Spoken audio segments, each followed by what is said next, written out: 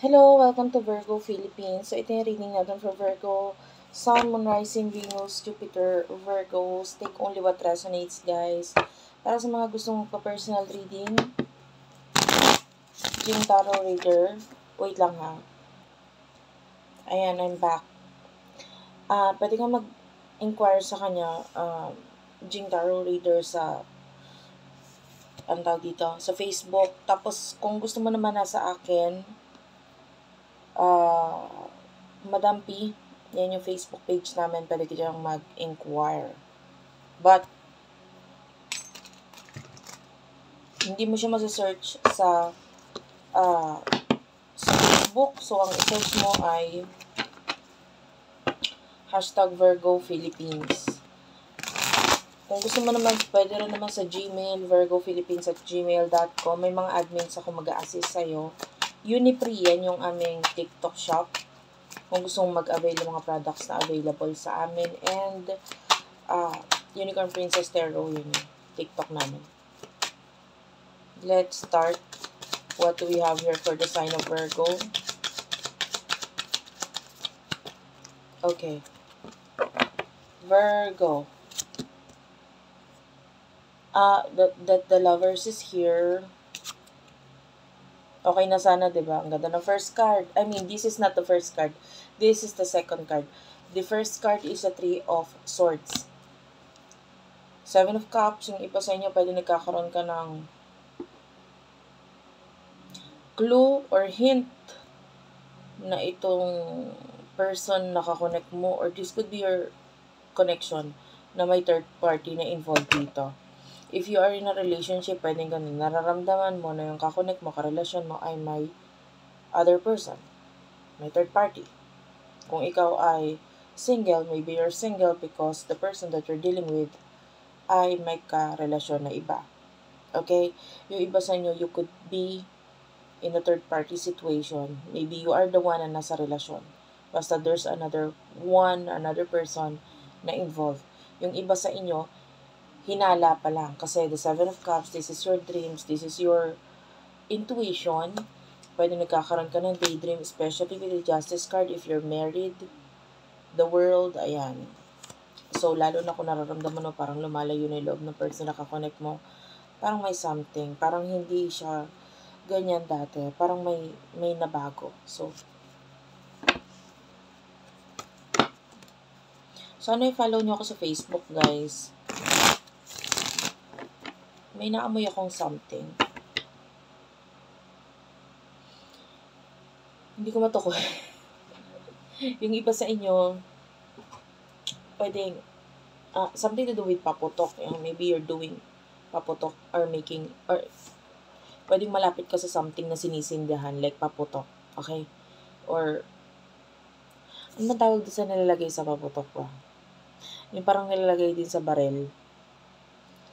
Powder ng paputok, ganun. Ay, hindi ko alam. Hindi man ako nagagawa ng ganyan. Basta something ganun. Something na sumasabog.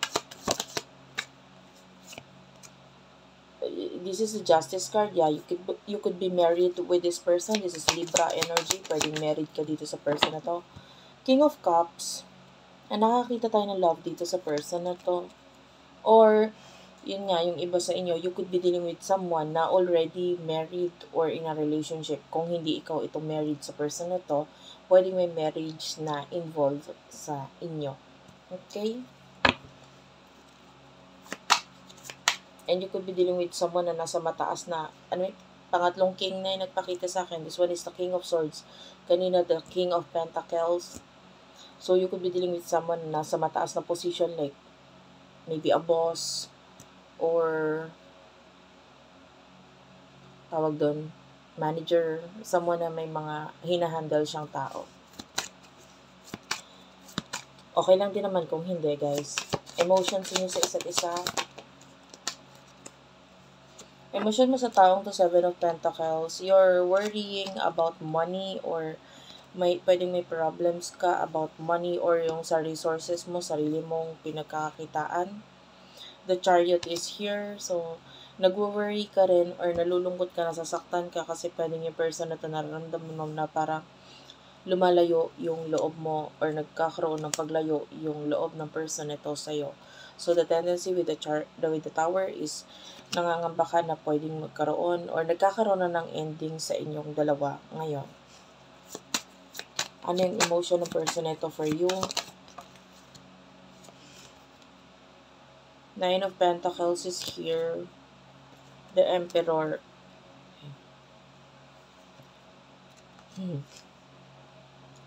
Nasasaktan ako. Bakit ganito? Nasasaktan ako para sa'yo. Kasi yung iba sa inyo pwedeng, lalo na if you're in a relationship dito sa taong to. With the 9 of Pentacles, pwedeng nababaliwala ka niya ngayon and yung emotion niya. With the Emperor, parang mas mahalaga sa kanya ngayon yung status niya. Yung sasabihin ng ibang tao.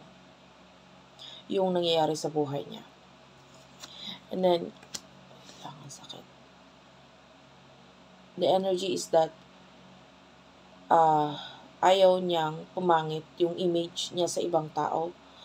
And pwedeng isa ka doon sa nakakapagpapangit sa image niya ngayon.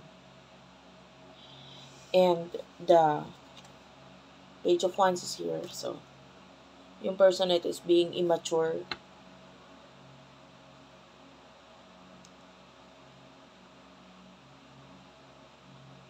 Well, nasaktan kasi ako yung iba sa inyo. If you're dealing with someone na may karelasyon na iba, may karelasyon na iba, the Page of Wands, this is showing us yung karelasyon, or if you're dealing with someone na pwedeng kayo yung may relasyon, pwedeng yung person na to is already connecting or communicating with someone. May kakonect, may communicate na siya. May kausap ng iba.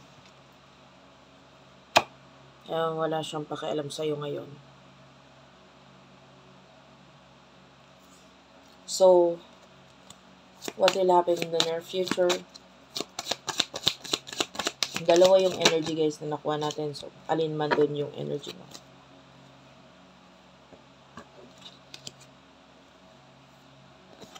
Hindi ko mapigilang hindi masaktan guys. Ace of Swords is here. The Magician. Gemini, Libra, Aquarius. The Magician, this is Virgo energy. Oh my gosh.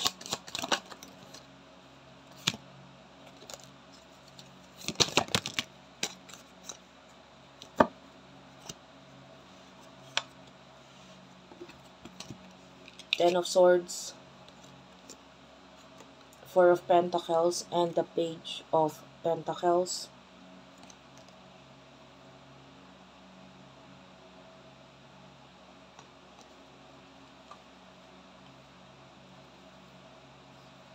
Sa bottom of the deck, meron tayo dito Queen of Swords, Three of Cups, and the Death card.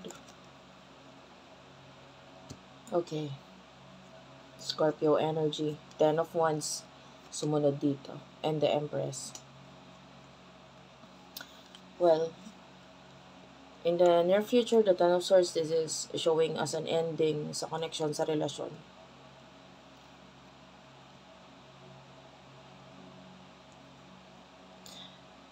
The Ace of Swords, nagpapakita ito as,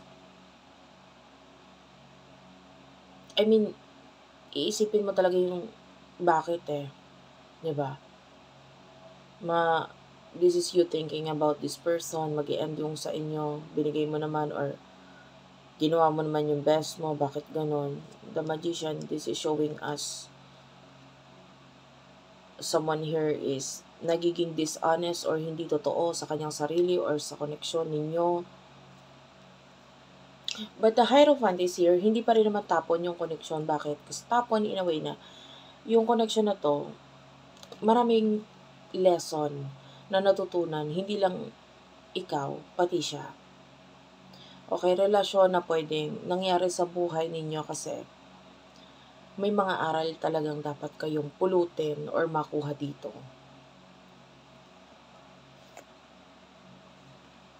Four of Pentacles, itong person na to, pinangangalagaan niya lang yung,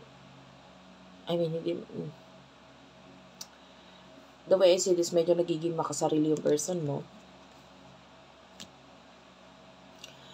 And the Page of Pentacles, pwedeng may mga bagong offer or may mga bagong opportunity para sa kanya in the future.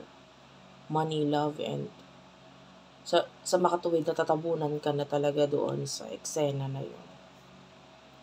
So all you have to do is to cut off this person. Connect with your friends, with the Three of Cups.